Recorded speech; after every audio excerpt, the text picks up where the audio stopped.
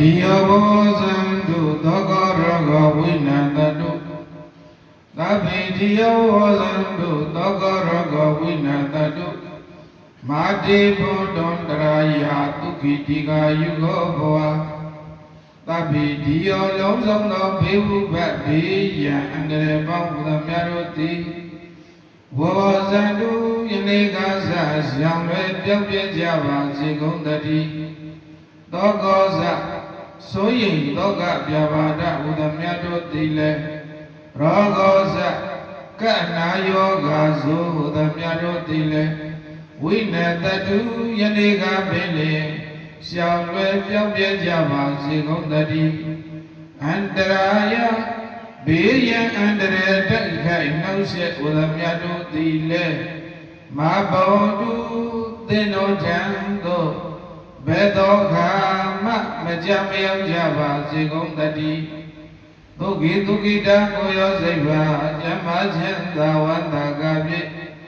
Duki Dukita Koyo Seva Jama Janda Wanda Gabi Diga Yuga Tayarango Jonan Naija Kundi Bodu Bawadu Sizimadwe Gozi Gozi Jidano Naija Zikundati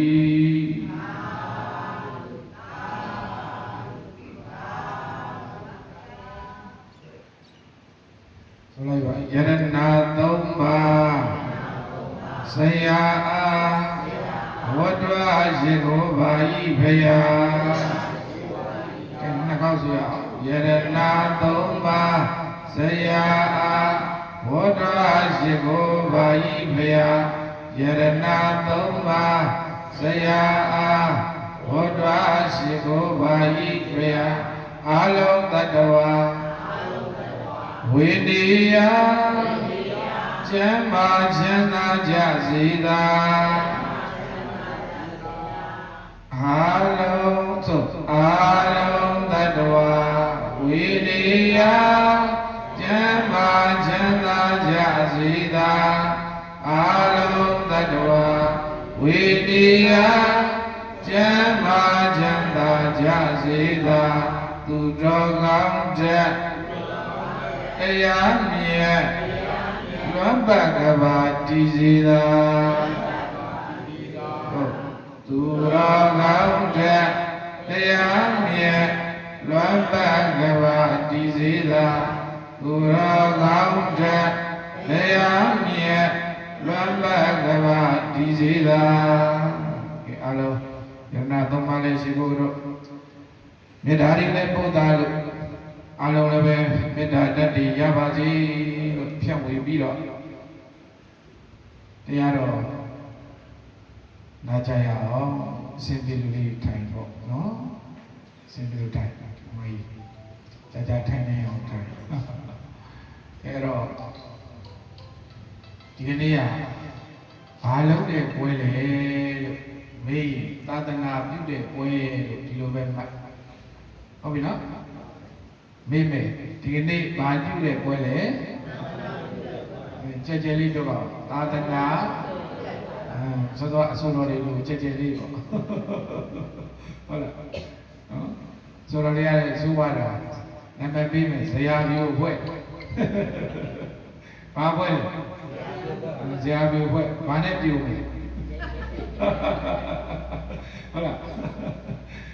Okay.ဒီနေ့သာသနာပြုတယ်ဆိုတော့သာသနာပြုရင်ချမ်းသာရတယ်ပြီးတော့သာသနာပြုရင်ဘာရချမ်းသာရတယ်ဘာကြောင့်လဲဆိုတော့သာသနာထဲမှာစိတ်ချမ်းသာခြင်းကိုယ်ဤချမ်းသာခြင်းတွေရှိလို့သာသနာထဲမှာဘာတွေရှိစိတ်ချမ်းသာခြင်းဆိုစိတ်ငြိမ်းချမ်းခြင်းအကြောင်းတရားတွေအကျိုးတရားတွေရနိုင်တာမရှိဘူးလားအဲ့တော့ဘုလို့လိုရာကိုထုတ်ယူပြီးတော့သမထအလုံးလုံးပဲစိတ်ငြိမ်းချမ်းခြင်းတရားတွေမရဘူးလားဝိပဿနာတရားတွေလုံးရောမရဘူးလားရတယ်ကဲသာသနာထဲမှာကိုယ်ကြီးချမ်းသာခြင်းကိုမရဘူးလားရှိတယ်ဘာကြောင့်လဲဒီကနေ့ကောင်းမှုလုပ်ရင်ဘာရကောင်းကျိုးချမ်းသာရပြောကောင်းမှုလုပ်ရင်ဘာရဒါဖြင့်အဲ့ဒါဘာချမ်းသာလဲ ကိုဤချမ်းသာခြင်းပြောဘာချမ်းသာခြင်းလဲဒါကြောင့်ဒီကနေ့ဘုရားတည်ကြောင်းဆောင်ယဟန်ခံရှင်ပြုကုသိုလ်ကောင်းမှုအဆူဆူတွေပြုကြတယ်ကထိန်တွေခင်းကြတယ်ဝါစုသင်္ကန်းတွေထူကြတယ်ဘာလို့လုပ်လာလဲကျသောပြောတယ်ကိုဤချမ်းသာခြင်းရဖို့ပြောဘာရဖို့ကိုဤချမ်းသာခြင်းကိုရဖို့အတွက်သာသနာထဲမှာမမြုပ်နိုင်ဘူးလားဒါနတွေမြုပ်နိုင်တယ်နော်ဒါနတွေမြုပ်နိုင်တယ်ဒီနေ့လည်းပဲမမြုပ်နိုင်ဘူးလားအဲ့ဒါပဲဘုရားပူရှိသောဟရိယတန်ဃာတော်အရှင်သူမြတ်တွေကိုပြီးတော့ကဲတိမ်ဝင်ရတယ်ပြီးစွမ်းဒီကတ်မယ်နဝကမ္မတွေလူမယ်ဒါတွေကလည်းပဲသာသနာထဲမှာယဉ်ကျေးမြုပ်နိုင်တယ်လို့ခေါ်တယ်ဘာမြုပ်နိုင်လဲယဉ်ကျေးမြုပ်နိုင်တိုင်းအချိန်တိုင်းဘာရအကျိုးအမြတ်ရတယ်အခုဟိုဦးဇင်းတို့ဟုတ်လားဒကာတို့ဒကမတို့ဝိနဲ့ကျင်းနဲ့ယဉ်ကျေးမြုပ်နိုင်ပြီးလုပ်တယ်မဟုတ်လားအချိန်တိုင်းဘာရအကျိုးအမြတ်ရမယ်အခုလည်းပဲသာသနာထဲမှာအခုဘာလုပ်တာလဲယဉ်ကျေးမြုပ်နိုင်လိုက်တာအဲ့ဒီတော့ယဉ်ကျေးမြုပ်နိုင်လို့ကြောင့်သောသာပြောတဲ့စိတ်ချမ်းသာခြင်းရောကိုယ်ချမ်းသာခြင်းရောမရနိုင်ဘူးလားဘာတွေရနိုင်လဲသာသနာထဲမှာစိတ်ချမ်းသာခြင်းချမ်းသာခြင်းမရနိုင်ဘူးလားအေးဒါကြောင့်တော့သားတော်မောင်မထွက်နဲ့ဘုန်းကြီးပြအောင်လို့ဟုတ်လားဘယ်တော့မလုပ်ဘူးမလုပ်နဲ့ဘုရားတော်တော့တဲကုန်းမြို့မှာကိုယ်လေးဘုရားတဏှီတော်ကြည်ရွာဆိုတဲ့အကြောင်းကြီးဆရာတော်ရှိမှာပေါင်းတယ်မြို့ကျွေးတဲ့ကြီးရွာကပေါ့နော်ဆရာတော်ကအဲ့ဆရာတော်ကဇာတ်ပေးလိုက်ပြီးသူရှိမှာပေးကြည့်ပိုင်းတော့တင်းတော့ကိုယ်နဲ့လူမထွက်နဲ့ကွာကိုယ်ပါတယ်လူမထွက်နဲ့တဲ့ဘုန်းကြီးစီးစိမ်တပိမိန်တလိမ့်လိမ့်နဲ့ပြောတယ်ဘုန်းကြီးစီးစိမ်ဘာတွေပြောမှန်းတော့မသိဘူးပေါ့နော်နောက်တော့တပြည့်နဲ့အချိန်တန်ရွယ်ရောက်တော့ဆိုတော့ဟုတ်တော့ဟုတ်တာပြင်းတယ်ဟိုဘက်လိုက်လိုက်ဒီဘက်လိုက်လိုက်ဟုတ်လားအေးဒါပေမဲ့သာနာပြုရတဲ့အခါမှာဒီလိုလုပ်ချင်တာမရပါဘူးဟုတ်လားမိမိတို့သာနာပြုရမှာပရိယကိစ္စတွေပြိပကိစ္စတွေလောက်ဆောင်ရတဲ့အခါကျတော့သာနာထဲမှာမပင်မဘူးလားပင်မတယ်နော်ဒကာဓမ္မကိစ္စတွေဟောကျောင်းဆိုလဲကျောင်းဆောင်မယ်ကိစ္စတွေဟုတ်လားအခုဆိုဘုန်းတို့ရင်းကျိုးကာလဆိုရင်ကျောင်းဆောင်ရတော့မယ်နော်လိုအပ်ချက်အရကျူပြီးတော့လောက်ရအဲ့လိုမျိုးတွေဘာအတွက်လဲဆိုတော့သာသနာအတွက်ပြောဘာအတွက်လဲအဲ့တော့ဘုန်းကြီးစီးစိတ်တပိတ်ပိတ်တပိတ်တိတ်တော့မဟုတ်ဘူးနော်အဲ့တော့ဦးစင်းအတွက်နဲ့ထွက်ပါလားမလွယ်ဘူးနော်ဘာတော့ကြောင်းကြောင်းဘုန်းကြီးပြောတယ်တော့ကြောင်းပါကွာတဲ့မီးရမရတော့မီးစက်မောင်းရတယ်အခုဒီမှာတော့စောစောမောင်းရတယ်ဟဲ့လားအဲစီဘိုးလေးကိုကန်မောင်းအဲ့တော့စီနဲ့မောင်းရတဲ့ဆက်ဆိုတော့ကွာတဲ့ဆက်ကြီးနှိုးလိုက်တိုင်းဆက်ကြီးကထုတ်လိုက်စက်ကိုနှိုးတော့လေဘယ်လိုမြည်လဲထုတ်လိုက်အဲ့လိုမြည်တာကွာလေအားစိတ်တဲ့တပြေးပြေးနဲ့ဟိုဟာရောက်ကြဝဲဒီဟာရောက်ကြစီကိုဝဲသင်္ကန်းပေါင်းဝဲတဲ့အဲ့ဆက်ကြီးကတောက်လျှောက်ပြီးတော့လည်းပဲပထမတော့နှိုးတဲ့အချိန်မှာထုတ်လိုက်နောက်ပိုင်းကျပြေးသွားတော့မှန်းသွားတော့ထုတ်တင်းတင်းမပြောတယ်ဆရာကမဲသူကရက်တော့မယ်ဆိုတော့ပြောသေးတယ်ဖို့သွားကောင်းရောဟုတ်လားမှန်လားဟမ်ရွှေမလို့ဟမ်ရွှေအင်းမလို့ခေါ်ကြည့်ရမယ်ရွှေမရေဆိုလို့ထုတ်မယ်ဘုရားသူကျရွှေမရေအဲ့ဒါပဲစောတော်ကိုလို့ပြောစောတော်ကအဆိုတော်တွေကဆိုလာတာနော်သူတို့ပြအောင်လိုက်တော့မလွယ်ဘူးရွှေမရေ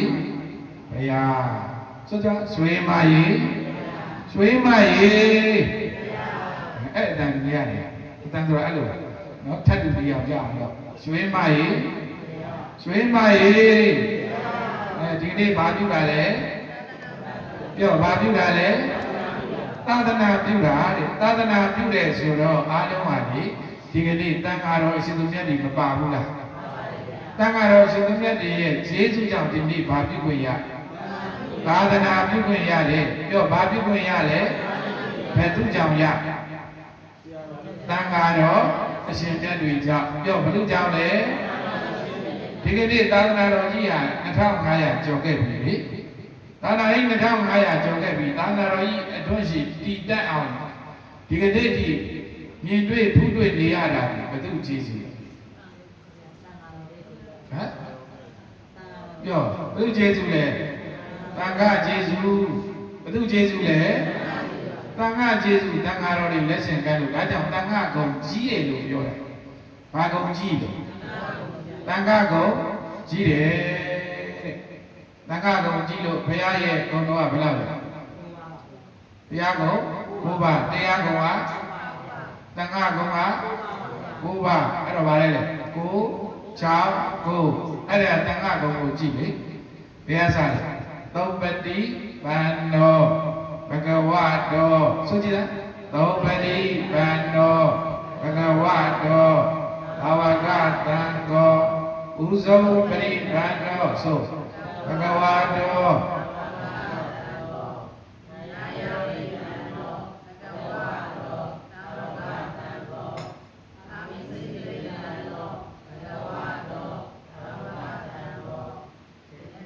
ဒီဒံသတ္တာရိ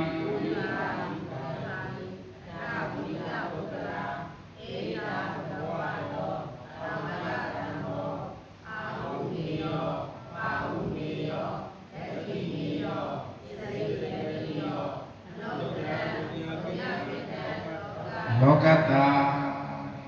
ဘယ်နှပါလဲတရားတန်ခါကုံ9ပါးတန်ခါကုံဘယ်နှပါ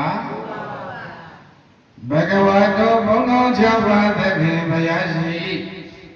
ဘာဝကတံကောရိယသမုဒယကိုရှင်မြတ်စွာသံဃာတော်မြတ်ယတနာတိသောပတိပိုင်တော်မြတ်စွာဘုရားဟောဆိုမဘုံမလုံးချိန်ဝင်ပမာဏဘဝင်ကြအောင်ကျမ်းနာမသွေကြည်ဆောင်တော်မူကြသည့်သံဃာတော်မြတ်ပါပဲဥဇဝရိမန္နောလာယေကုံထုံနိုင်ကမောခြင်းငယ်ကောက်ကောက်သုံးမရှောင်ရှားကာယကံပြောင်းဝစီကံပြောင်းမလောကံပြောင်းအပြင်လည်းကောင်းစွာမသွေကျင့်ဆောင်တော်မူကြသည့်သံဃာတော်မြတ်ပါပဲညာယပရိပန္နောမေဘုန်နိဗ္ဗာန်နိလမန်တွင်ကိုသာလေဧကမသွေကျင့်ဆောင်တော်မူကြသည့်သံဃာတော်မြတ်ပါပဲသာမေစကရိပန္နောလူနဲ့ပြမတတ္တဝါမျိုးကိုကြိုးရယံသီလသမာဓိပညာမှန်တွင်ကိုသာဧကမသွေကျင့်ဆောင်တော်မူကြသည့်သံဃာတော်မြတ်ပါပဲအဲ့ဒီတိုင်အကြောင်းကုန်၄ပါးပြောအကြောင်းကုန်ဘယ်နှပါအကြောင်းကုန်ဘယ်နှပါအဲ့ဒီကအခုရှင်းမှထိုင်နေတဲ့သံဃာတော်ရှင်သူမြတ်ကြီးတို့ရဲ့ဂုဏ်ကျေးဇူးတွေအကြောင်းကုန်ဘယ်နှပါအာဟုနေယနေဥဇနာဝေခွာပင်ပြီးတိုင်းဆောင်ယူခဲ့သည့်တို့ကိုလည်းဂိုင်းတော်မူတိုက်သည့်သံဃာတော်မြတ်ပါပဲဘာဝနေယအဲ့ဒီတွေဆွေးနွေးရတဲ့အတွက်ဆောင်ရွက်ခဲ့သည့်တို့ကိုကြပြအနေအချင်းဂိုင်းတော်မူတိုက်သည့်သံဃာတော်မြတ်ပါပဲဒကိနေယောမြတ်ပြိုမြင့်မအလူမျိုးစုံတို့ကိုလည်းဂိုင်းတော်မူတိုက်သည့်သံဃာတော်မြတ်ပါပဲအင်းဇလိကဒနိယောနလူမြတ်မတတ္တဝါအလုံးတို့၏ညိုယုံယုံသေးဆဲတွေတော်လည်းဒိမရှိပေနှစ်သက်မြတ်တို့လည်းအမှုကရှိခိုးကတိုက်သည့်သံဃာတော်မြတ်ပါပဲလောကတာလူလောကတနလောကတမြမလောကတဆိုရင်လောကတတစ်ခုလုံးဤအနုတ္တရအတုမရှိမောမြလာပါပေသောအတုမဲ့အတာဆုံးကြီးလည်းဖြစ်သောဘုံညာခေတံကုသိုလ်ကောင်းမှုဒီဟုသောမျိုးစေ့တို့၏စိုက်ပျိုးရာမြည်သည်သံဃာတော်မြတ်ပါပြီကိုတကား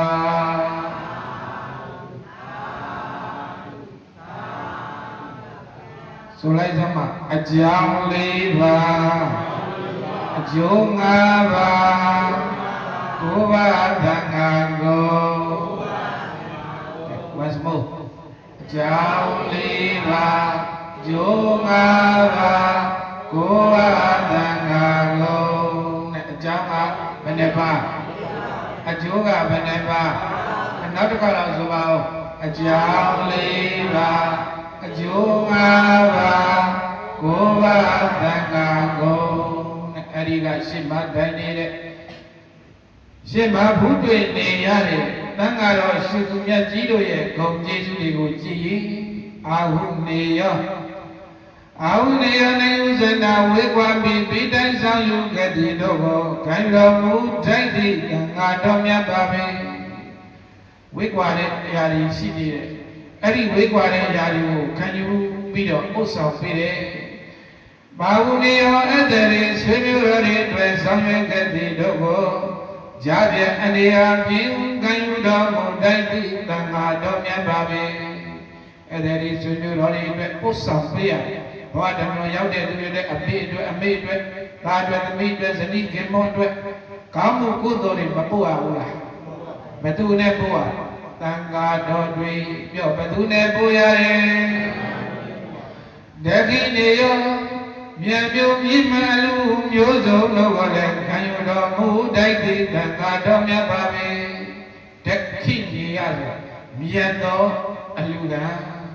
ဒခိနေရဆိုတာဗါတဲ့မြတ်သောအလူခံမမုံမြတ်တာတွေအလူခံတာမဟုတ်ဘူးတော့အိမ်မှာဆွမ်းခံလေးကြွရင်တော့မှတန်ခါကိုဆွမ်းတတ်တကလေးခုတာနေလို့စားရင်တတ်အမှစားဘေးမှာဥပြပြလေးမဖယ်ဘူးလားဘာဟုတ်လဲမြတ်သောအလူခံပုဂ္ဂိုလ်မဟုတ်ဘာပုဂ္ဂိုလ်မြတ်သောအလူခံပုဂ္ဂိုလ်တဲ့ဧသလိကရဏီယောနလူပြပါတတဝအလုံးတို့ဤညိုယုံယုံသေးစရရောလေဒိမရှိဝေနိတမြတ်နိုးလက်အုံမောကရှိခိုးခံတိုက်တဲ့သံဃာတော်မြတ်ပါပဲနတ်တွေရောလူတွေရောမြမကြီးတွေရောဘာလို့လဲလက်အုံချီမိုးပြီးတော့ရှိခိုးခံတိုက်တာဘာလို့လဲတန်တိုးနေနော်ဘယ်သူတွေလဲသံဃာတော်တွေနော်ဟုတ်ပြီလား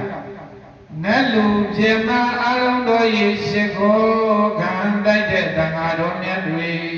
အခုအလုံးဒီနေ့မဖူးရဘူးလားဒါကြောင့်ဒီကနေ့သာသနာတော်ကြီးရ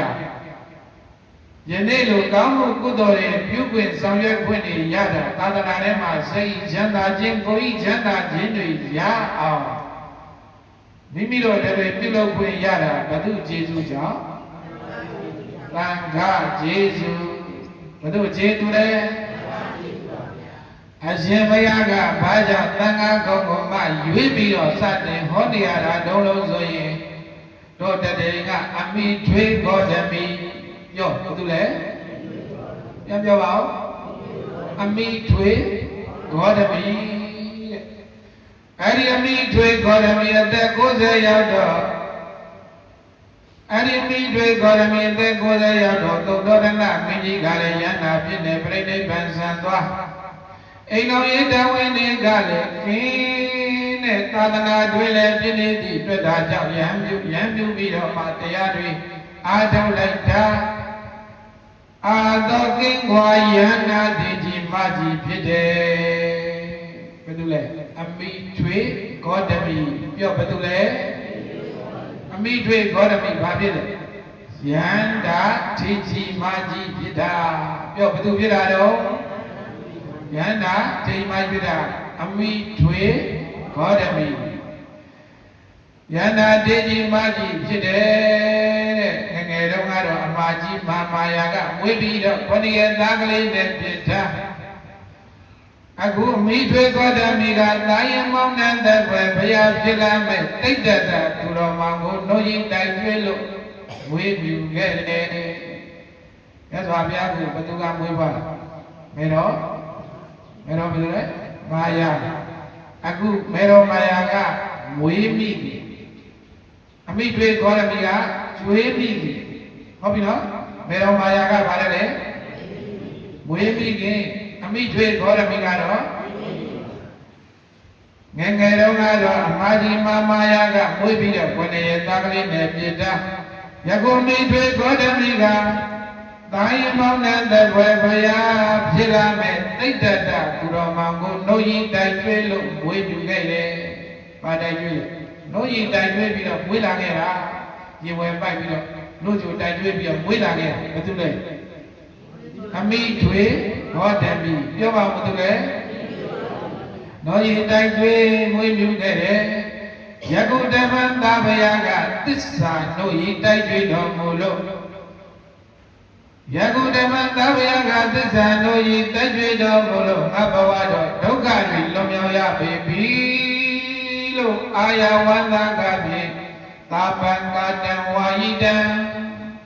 သူကိုယ်တိုင်ချုပ်ဆိုရလုံတာတဲ့သင်္ကန်းအစုံတို့ဖြင့်ဘုရားကိုပုဂ္ဂလိကအဖြစ်ပူဇော်တယ်သူကိုယ်တိုင်ချုပ်ဆိုရလုံတဲ့အဝိသင်္ကန်းကိုဘုရားကိုဘယ်လိုလုပ်လဲပုဂ္ဂလိကပြောဘယ်လိုလူမလဲဘယ်သူလူမလဲအမိထွေဂေါရမီဘယ်သူလူမလဲဘာကြောင့်လူမလဲဆိုတော့သူ့ကိုယန္တာဒေကြီးမာကြီးဖြစ်အောင်ဘာတို့ဤတိုက်ကျွေးလဲသစ္စာတို့ဤပြောဘာတို့ဤဟရကသမုဒိယသစ္စာဟရကဒုက္ခသစ္စာဟရကတော့မေဃသစ္စာအဲ့ဒါကတော့និရောဓသစ္စာဆိုပြီးတော့သစ္စာတရားတွေဟောပြီးတော့ဒီသစ္စာတရားတွေကြောင့်ယန္တာဒေကြီးမကြီးဖြစ်ခဲ့တယ်မဟုတ်လားယန္တာဒေကြီးမကြီးဖြစ်ခဲ့တော့အမိတွေဂေါရမီကအမလီကျေးဇူးကြီးမဲ့လိုက်တာဒါကြောင့်ကျေးဇူးကြီးမားတဲ့ဒိဋ္ဌတာသူတော်မောင်ကိုသူကယခုတပံပါဠိလူမဲ့သူကိုယ်တိုင်ချုပ်စိုးရလုံထားတဲ့သင်္ကန်းအစုံလို့တဲ့ဘုရားကိုဘယ်လိုလူမဲ့ပုဂ္ဂလိကပြောဘယ်လိုလူမဲမြတ်စွာဘုရားဘက်ကလည်းကျေးဇူးကြီးတဲ့မိခင်လို့ဆိုရမှာပေါ့ဘာဖြစ်လို့လဲကျွေးမိခင်လေဘာမိခင်လဲမြတ်စွာဘုရားရှင်ကိုရောမြတ်ကြီးကလည်းကျေးဇူးများလာတဲ့ကျွေးမိခင်ကိုကျေးဇူးတော်ဆက်တော်တရားဖြင့်တန်ခေတုံးဂေါရမီတေယီဂေါရမီတန်ဃာတော်လူလိုက်ဘယ်သူလူခိုင်းလဲကျေးဇူးကြီးလို့နော်ကျေးဇူးကြီးလို့ဘုရားရှင်ကသူကိုယ်တိုင်အလူမခံဘူးသူကိုယ်တိုင်လူခံသလားဘယ်သူကိုလူခိုင်းတာလဲကျေးဇူးဆက်ခြင်းလို့အမိတွေဂေါရမီကိုငတဲ့တောင်ကြီးတွေကကျွေးဝေးလာလို့စောင့်ရှောက်လာလို့ကျေးဇူးကြီးတဲ့အမိတွေဂေါရမီကိုကျေးဇူးဆက်ခြင်းနဲ့စိတ်နဲ့ဘယ်သူကိုလူခိုင်းတယ်ဂေါရမီသံဃာတော်လူလိုက်တန်ခေဒိဋ္ဌိတန်ခါလူရင်ငါဘုရားကိုလူရပူဇော်ရရောက်တယ်တန်ခေဒိဋ္ဌိမဗရတန်ခါလူရင်အမတန်ကြိုးကြည့်တယ်လို့တန်ခါအားလူခိုင်းတယ်တန်ခါလူရင်အမတန်အကျိုးကြည့်ရဲ့တန်ခေဒိဋ္ဌိမဗရတန်ခါလူရင်အမတန်ကြိုးကြည့်တယ်ရဲ့လို့ဘသူကိုလူခိုင်းတယ်တန်ခါကိုဘိလူခိုင်းတယ်အဲ့ဒါလေးမှတ်နော်ဒါကြောင့်ဒီကနေ့သင်္ကန်းပြုမယ်ဝါဆိုသင်္ကန်းဒီလူကြတယ်နော်အဲ့ဒါမှဒီနေ့လည်းပဲမေရဝဒီနေ့ယူရမှာဟုတ်တယ်လားမစည်းစင်းထားတာမရှိသေးဘူးသူတို့ပြောလိုက်အောင်အိုးကျောင်းကတရားတော်ပြောလိုက်တော့သင်္ကန်းမေရအတွက်ကိုသင်္ကန်းစည်းစင်းထားတာရှိပြီလားသင်္ကန်းလေးတစ်စုံတော့စည်းစင်းထားပါနော်ကဲဒီကနေ့သောသောကပြောခဲ့တဲ့အမိတွေဂေါတမီကယေရှုကြည့်တယ်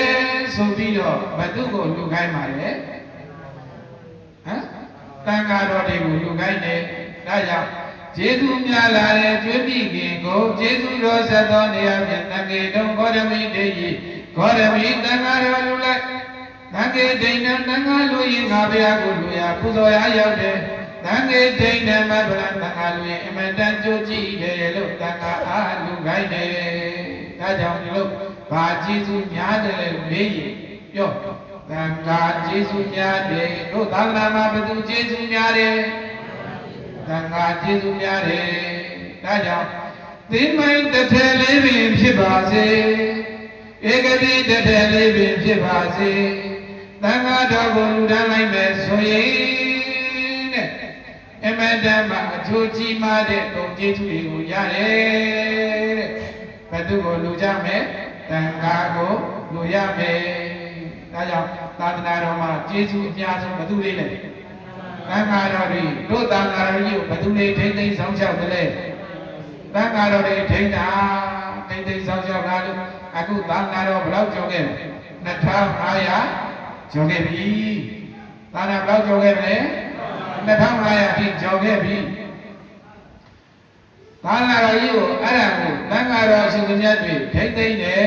ဆောင်ရှောက်တယ်လို့ဒီလိုသိရတယ်အဘိဓိတော်ညာတရားပွဲမှာတန်ဃာတော်ရှင်သူမြတ်တွေကျေးဇူးကြီးမားတယ်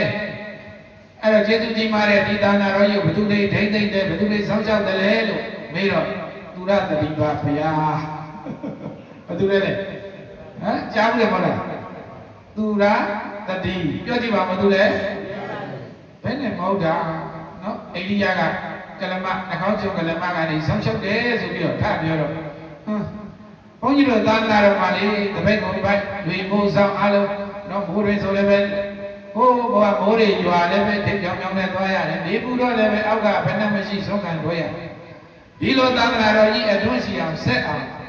သာသနာပြုလာခဲ့ရတယ်အချိန်တန်လို့မေးတော့သာသနာပြုစသုဒ္ဓတတိပါဘုရားဆိုတာရင်နာတယ်ဟုတ်တယ်မလား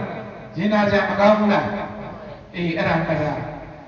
တကယ်တမ်းဆောင်းလျှောက်တာဘာလို့လဲဘယ်သူတွေထိမ့်သိမ်းတာလဲအဲ့ဒါမှရမယ်အဲ့ဒါကိုဘာမဟုတ်တဲ့အိန္ဒိယကကလေးပြည်ကသုရတတိမှန်ကတော့ဟိုမှာကဒီအိန္ဒိယပြည်မှာသူတို့စီဝါတွေတိုးတက်ကြတယ်မြစ်တီကရေရှမ်းတော့စီဝါတွေတိုးတယ်မြစ်ကြီးရေရှမ်းတော့ဘာတွေတိုးလဲဘာကြောင့်တိုးလဲလုံးနေတင်သွားတာလေဘာတွေတင်သွားလဲအမြင့်ကတဲ့ဘုံမှာနှောင်းရည်တင်သွားရင်စိုက်လို့ပြောလို့မကောင်းဘူးလားအေးအဲ့ဒါနဲ့အဲ့လိုတိုးသွားတော့အဲ့နာပဝိဇ္ဇာကိုယ်ွယ်တဲ့သူတွေကတို့မြစ်ကဆောင်းလျှောက်တာမြစ်ကဆောင်းလျှောက်တာအဲ့တော့မြစ်မှာနတ်တစ်ပါးပါတော့တို့ကိုယ်ွယ်ပူဇော်ရမယ်မြစ်နဲ့ပတ်သက်တဲ့နတ်တစ်ပါးပါကိုယ်ွယ်ပူဇော်ရမယ်အေးနတ်ကိုယ်ွယ်ရင်လည်းပဲယောက်ျားနတ်တော့မဖြစ်ဘူးမိန်းမနတ်ပဲဖြစ်ပဲမျိုးသမီးနတ်ဆိုလို့ရှိရင်တော့တို့ဒီလိုနာထဆောင်းလျှောက်ပါပဲဆိုပြီးအမျိုးသမီးပုံလေးတို့အောက်ကဟင်းသာရုပ်ကလေးကံတစ်ဖက်ကသာပုံစံလေးတင်ထားတစ်ဖက်က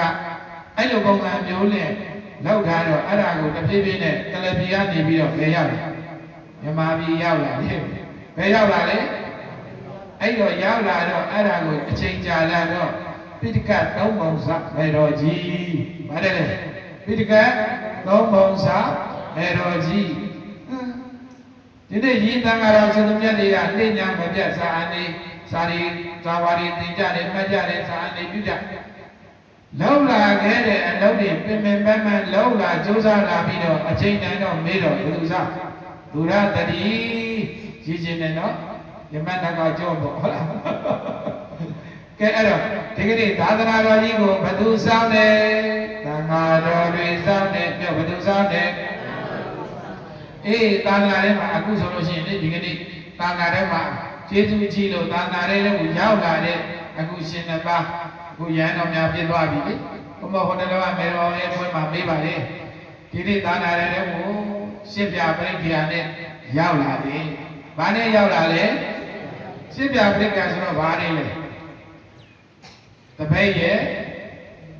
ပြောတပည့်ရဲ့သင်္ကန်းရဲ့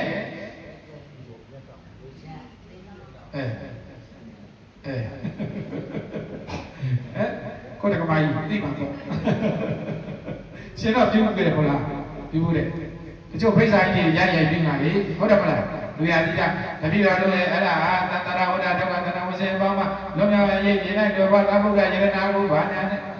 ရေးတယ်ရှင်းပြပရိက္ခစုံလင်းစွာနဲ့မရေးဘူးလားပါလေဟမ်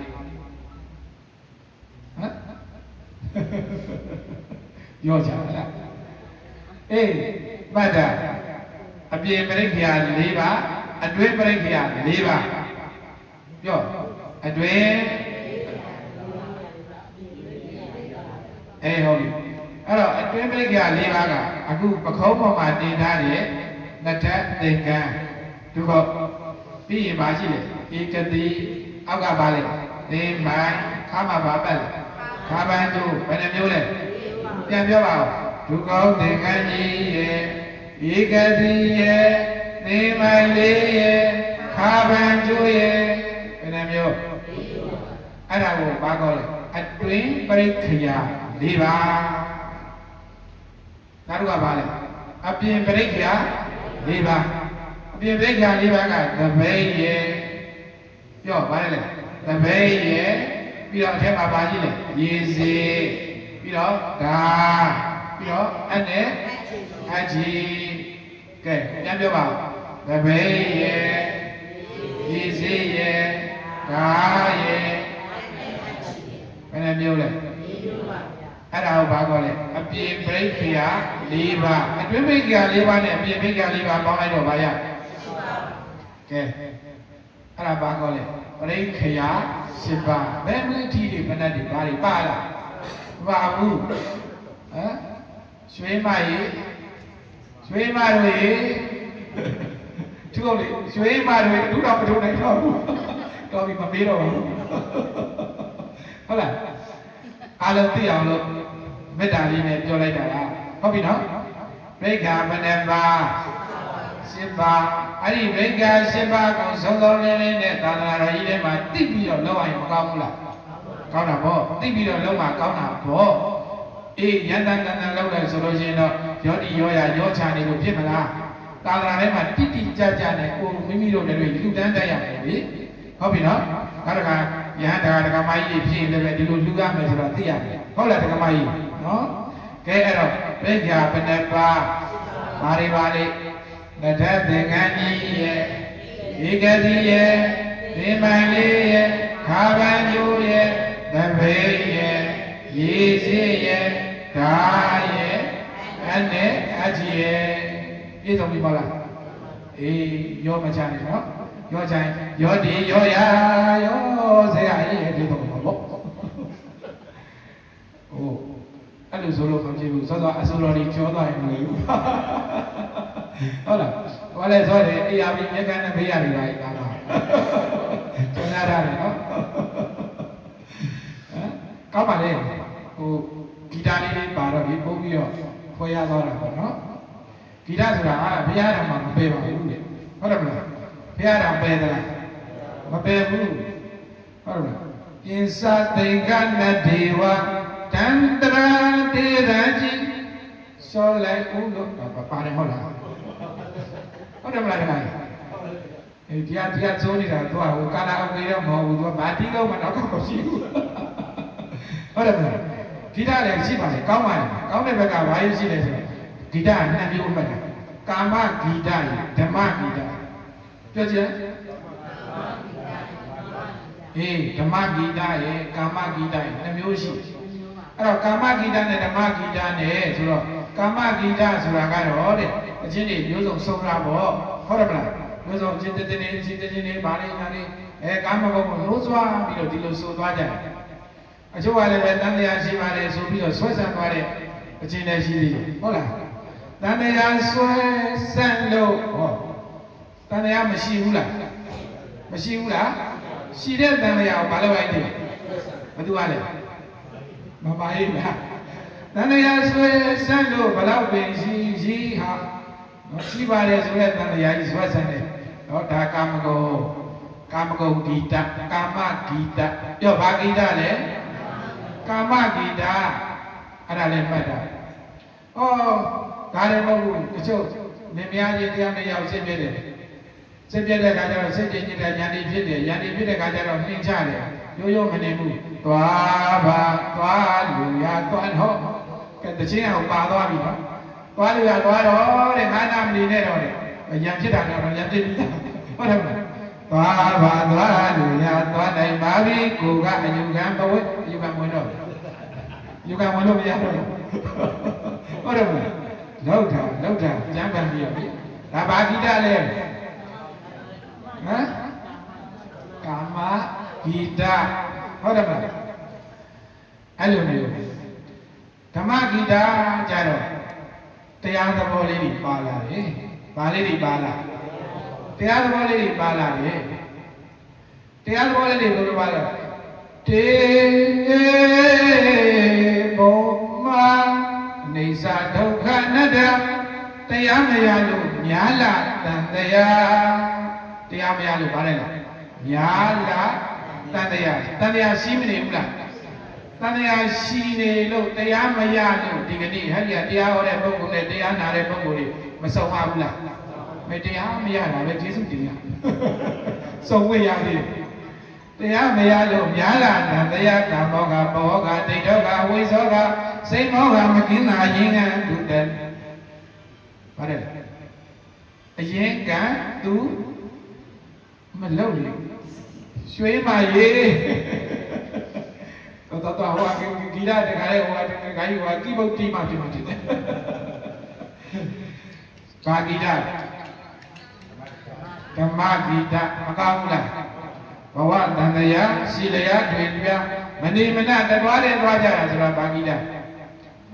ဓမ္မဂီတဘယ်သူရေးတာလဲစာရေး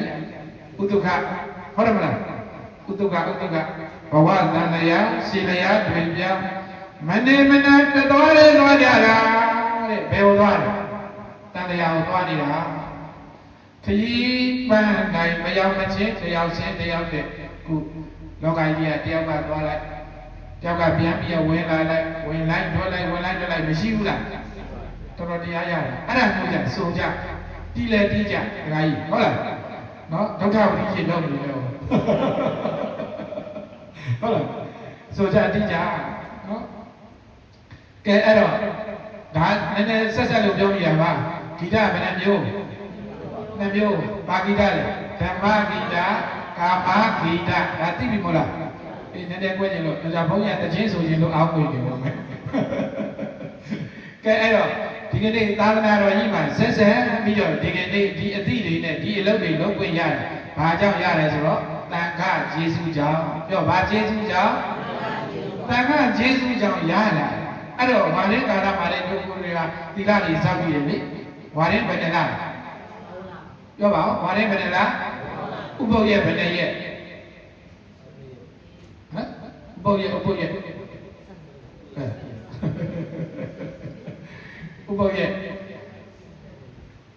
တလားမှာ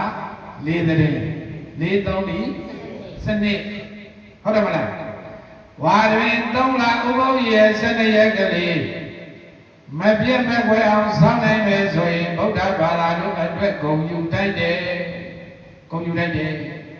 အကျိုးအဲ့ဒါကိုကြိုးစားဖို့ရဝေးရောမလေးအိမ်ကဘာလို့မှဒီကဘာလို့မှမျိုးစုံကိစ္စဝိဇ္ဇာတွေနဲ့များအဲ့လိုများပြီးတော့ဥပုပ်ရက်ကလေးတောင်မှမှန်မစောင့်နိုင်တာများမများဘူးလားများတယ်ကြိုးစားကြပေါ့ဟုတ်ပြီလားအေးအဲ့တော့ဒီကနေ့သာသနာတွင်မှာကာမှုကုသိုလ်တွေဒါနကုသိုလ်တွေသီလကုသိုလ်တွေမျိုးစေ့တွေကျဲချနိုင်တာဝါရင်ပါလေဥပုပ်ရက်ဘယ်နှရက်ရှိရဲ့12ရက်အဲ့ဒီ12ရက်ကလေးကိုကြိုးစားပြီးရောက်မယ်ဆိုရင်မရဘူးလားရတယ်ကြိုးစားကြဟုတ်ပြီနော်အဲ့တော့သောတော်ကပြိဋ္ဌာရှိပါလေတည်ပြီးအဲ့ဒီအားလုံးကိုရင်ကလေးတွေဘဝတွေကစပြီးတော့သောတော်ကစတယ်လေကိုရင်ကလေးဘယ်ချိန်မှာတရဏဂုံတည်တယ်ဟမ်ဥပမာမင်းမယ်ကွယ်ဥစွာဘူးလို့ယဟန်ဘဝမရောက်ခင်လေအရင်ဆုံးဘာလို့ပြည့်အောင်လုပ်ရတယ်ကိုရင်လေးဖြစ်အောင်လုပ်ရတယ်ကိုရင်လေးဖြစ်အောင်လုပ်လို့ရှိရင်တဲ့ဘယ်အချိန်မှာကိုရင်ကလေးဖြစ်တယ်ဘယ်အချိန်မှာဖြစ်ဗုဒ္ဓဘာသာဆိုသိရမယ်လေဟုတ်တယ်မလားမျိုးသမီးတွေမသိတာကိစ္စမဖြစ်ဘူးเนาะဒကမိုင်းတွေမသိရှိရမျိုးသားတွေသိရမယ်ဟုတ်လားတခါကြီးသိတော့သိတယ်သိတော့သိတယ်ဟိုဒါပြင်မဲ့တော့မျိုးနဲ့လေเนาะဗဒဒတိယံတိသံဃံတရဏံကိသာမိဆိုကြည့်လားအဲ့ဘာဖြစ်သွားလဲကိုရင်ဖြစ်ပြီအဲ့ဒီချိန်မှာကိုရင်ဖြစ်တယ်ကဲကိုရင်ဖြစ်တော့တဲ့ကိုရင်တို့ရဲ့သီလသိက္ခာပုဒ်တွေဘယ်နှပါးတည်သွားလဲဟမ်ကိုရင်ဖြစ်ပြီဆိုရင်လေသီလသိက္ခာပုဒ်တွေဘယ်နှပါးရဘယ်နှပါးတည်သွားမလဲ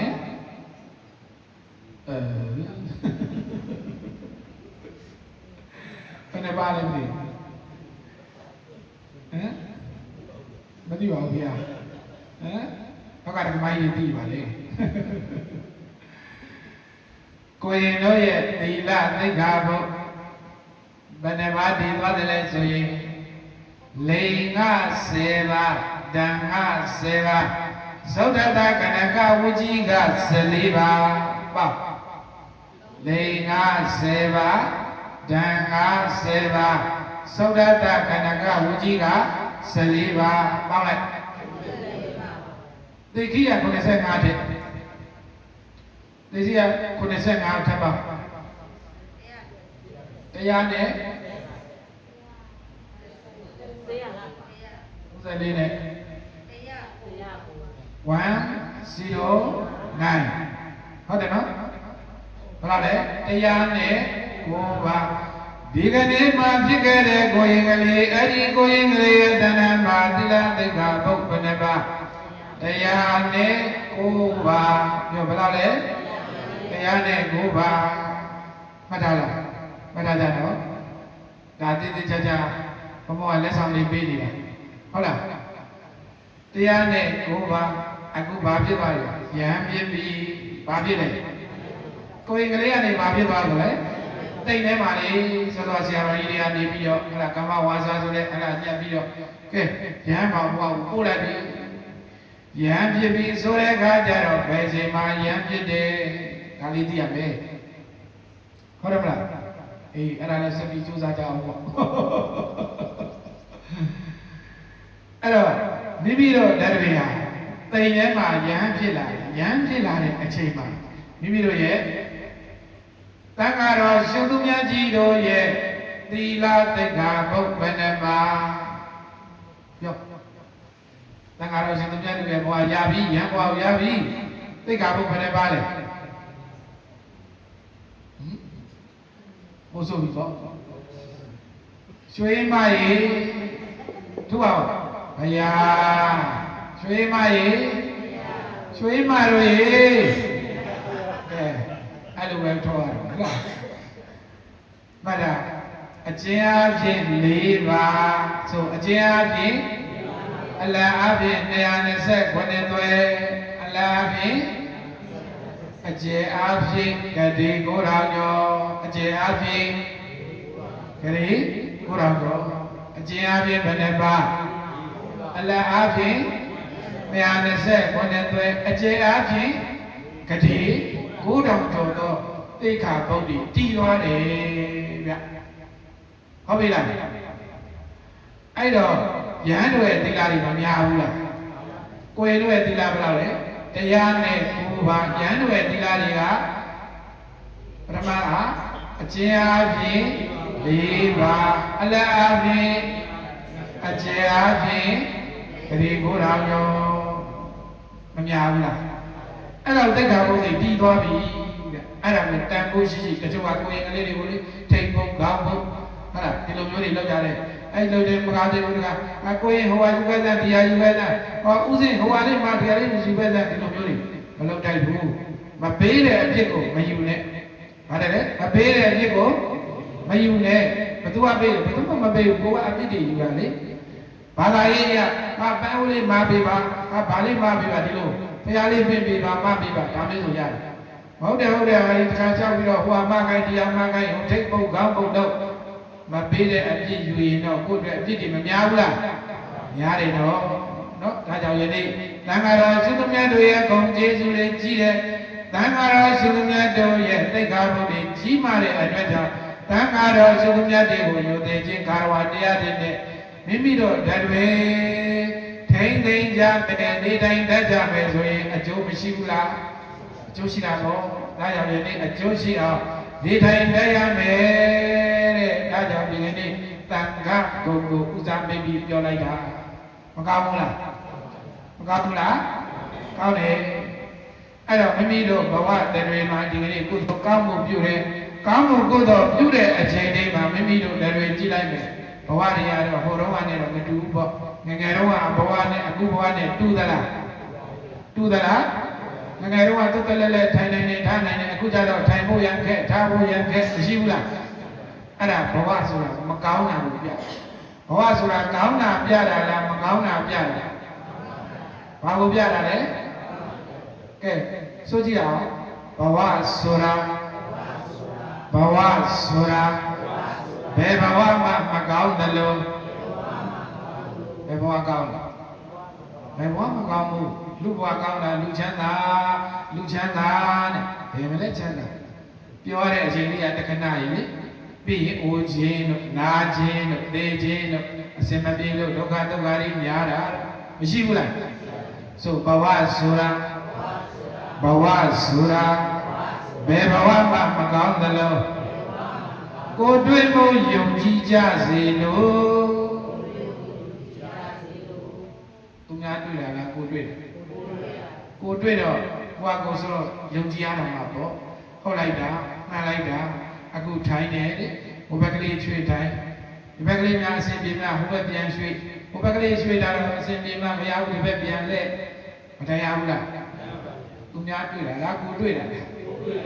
အေးကောင်းကောင်းငြိမ်ငြိမ်ထိုင်လို့ရတာဗုဒ္ဓတရားတော်နဲ့တန်ခါကုံကျေးဇူးတွေဟောနေတာမရှိကနာဆရာတော်ကတို့ငြိမ်ငြိမ်လေးထိုင်မယ်လို့ရတာမရဘူးဘဝဆိုတာကောင်းလားဆိုဘဝဆိုတာဘယ်ဘဝမှမကောင်းသလိုကိုတွေ့မို့ယုံကြည်ကြစေလို့အနိစ္စလိုက်ဟာမို့ပါလိုက်တယ်အနိစ္စလိုက်ဆိုတော့မြဲတယ်လိုက်လားမမြဲတယ်လိုက်ဆိုအနိစ္စလိုက်ဟာမို့နေ့စဉ်နေ့တိုင်းမဆိုင်ဖြစ်လို့ပြိုနေ့စဉ်နေ့တိုင်းမဆိုင်ဖြစ်လို့ပြိုအချိန်တိုင်းဖြတ်မနေဘူးလားပြက်ကောပြက်မနေဘူးလားကိုကသာဒီတိုင်းလေးနေတာလေဒီပဲဘယ်ကိုရောက်လာအိုးဘက်ကိုရောက်လာတယ်ပြောဘယ်ကိုရောက်လာလဲပြီးတော့ဘယ်ရောက်လဲအနာဘက်ကိုရောက်လာတယ်ပြီးဘယ်ရောက်လဲအဒီဘက်ကိုရောက်လာတယ်ဟုတ်ပြီနော်ဆိုအနိစ္စလိုက်ဟာမို့နေ့စဉ်နေ့တိုင်းမဆိုင်ဖြစ်လို့ပြိုဖြစ်ကြပြက်ကြတာကသဘာဝပင်ကိုခန္ဓာမှာရှုစိတ်ဝင်စေလို့ဖြစ်ကြပြက်ကြတယ်ဆိုတာကသူ့သဘာဝအတိုင်းဖြစ်ပြီးတော့သူ့သဘာဝအတိုင်းပဲမလုပ်ပါပြက်သွားတာကိုကအဲ့ဒါကိုလေလိုက်ပြီးတော့အစာအာဟာရနဲ့ဖုံးပါတယ်ပြီးရတယ်ကာကွယ်ရတယ်မုံမှန်ရတယ်ဈေးနဲ့ဝါနဲ့မုံမှန်ရတယ်ဖြစ်ကြပြက်ကြတာကသဘာဝပင်ကိုသူ့သဘာဝတိုင်းမဖြစ်ဘူးလားသူ့သဘာဝတိုင်းကိုပြက်မသွားဘူးလားအေးဆိုဖြစ်ကြပြက်ကြတာကသဘာဝပင်ကိုခန္ဓာမှာရှုစိတ်ဝင်စေလို့ပြောဘယ်ကိုရှုလဲမိမိယုတ်ခန္ဓာကိုရှုသူများကိုရှုရမှာလားကိုကိုရှုရမှာလားကိုရှုရမှာနော်ဆိုဖြစ်ကြပြက်ကြတာကသဘာဝပင်ကိုခန္ဓာမှာရှုစိတ်ဝင်စေလို့နိဗ္ဗာန်ကိုရှာမလွဲကြစေနဲ့ဝါရှုစေငါဆွဲနေဖြိုးနိဗ္ဗာန်ကိုရှာမလွဲနဲ့ဝါရှုစေငါဆွဲပြီးဖြိုးဆိုကြည့်ပါဦးဝါရှုစေဘာကိုဖြိုးရမှာဘုရားမာလေးငါဥစ္စာငါပစ္စည်းငါအုံငါအိမ်ငါသားငါသမီးငါမိဘစသဖြင့်အဲ့ဒီငါဆိုတဲ့ငါတွေဒုက္ခပေးလာတာအခုဘဝမှာမဟုတ်ဘူးတဲ့တတန္တရာလုံးဒုက္ခပေးတာဘယ်တော့ဒုက္ခပေးတာလဲတတန္တရာလုံးဒုက္ခပေးလာတာအဲ့ဒီငါရှိနေသမျှငါကိုယ်တိုင်ဆင်းရဲတာဟောငါရှိနေသမျှဘယ်သူဆင်းရဲတာငါဆင်းရဲနေတာဒုက္ခဘယ်သူကပေးတယ်ကိုကပဲပေးနေတယ်သူများကပေးတာလားကိုယ်တိုင်ပေးနေတာလားအေးငါဒုက္ခပေးတယ်ငါရှိလို့ငါဆင်းရဲတယ်ငါမရှိငါဆင်းရဲအကြောင်းရှိလားမရှိဘူးဘယ်သူရှိလို့ဆင်းရဲတယ်ငါရှိလို့အဲဒါကြောင့်ဖြစ်ကြပြက်ကြတာကသဘာဝပင်ကိုခန္ဓာမှာရှုစိတ်ဝင်စေလို့နိဗ္ဗာန်ကိုရှာမလွဲကြစီနဲ့ဝါရှုစေငါဆွဲဒီဖြိုးတဲ့ဘာတွေဖြိုးလဲဝါရှုစေငါဆွဲဒီဖြိုးဆိုကြည့်ပါဦးဝ ဝါရှုစေငါဆွဲရည်ဖြိုးမှန်လားဝါရှုစေဟာလေငါဆွဲရည်ဖြိုးခန္ဓာမှာရှုစိတ်ဝင်စေလို့ကိုယ်ခန္ဓာမှာပဲပြန်ရှုဘယ်မှာရှုရမလဲအေးအဲ့ဒါလေးမှတ်ဟုတ်ပြီလားကဲတရားသိမယ်နော်တရားလေးနဲ့ပြန်ပြီးတော့ချပြီးတော့ဘဝဆိုပြမယ်ဘဝဆိုတာဘယ်ဘဝမှမကောင်းတယ်လို့ကိုယ်တွင်းကိုယုံကြည်ကြစေလို့အနိစ္စလိုက်ဟာမို့နေ့စဉ်နေ့တိုင်းမဆိုင်ဖြစ်လို့ပြုဖြစ်ကြပြကြတာကသဘာဝပင်ကိုခန္ဓာမှာရှုစိတ်ဝင်စေလို့နိဗ္ဗာန်ကိုစာမလွဲကြစေနဲ့ပွားရှုစေငါဆွဲရည်ဖြိုးအဲ့ဒါပဲနိဗ္ဗာန်ဆိုအဲ့ဒါပဲနိဗ္ဗာန်တော့ပါအဲ့ဒါပဲနိဗ္ဗာန်မနေ့ဆိုလိုက်အောင်6မိနစ်နဲ့မှန်ရလားကဲအဲ့ဒါနိဗ္ဗာန်အဲ့ဒါပဲပွားရှုစေဘာတွေဖြုတ်လဲငါတွေဖြုတ်ကြတဲ့ငါဆွဲတွေဖြုတ်နိုင်အောင်ဖြုတ်ကြငါအောင်ငါအိမ်ငါသားငါသမီးငါဇနီးငါခင်မောငါတိုက်ငါအိမ်အဲ့ဒါငါနဲ့ဒုက္ခပေးနေသမျှငါဆွဲတွေမဖြုတ်နိုင်သမျှတော့ငါပဲဆင်းရဲမှာပေါ့ဘယ်သူဆင်းရဲမလဲအေးငါမဆင်းရဲအောင်မဖြုတ်နဲ့ငါဆွဲကိုဖြုတ်ကဲဒီနေ့ငါစပြီးတော့ငါဆိုတဲ့အဆွဲတရားတွေကိုဧကမုတ်ချမသွေဖြုတ်နိုင်ပါစေ၍ဘဂဝါဘုံတော်ကြောင့်ဆိုအောင်လည်းသူပြတော်မူသောဘုရားရှင်ကိုယ်တော်မြတ်ကအာဝဇကောင်းစွာမဲ့သွေမိန်ကြွတော်မူခဲ့ပါပေတည်း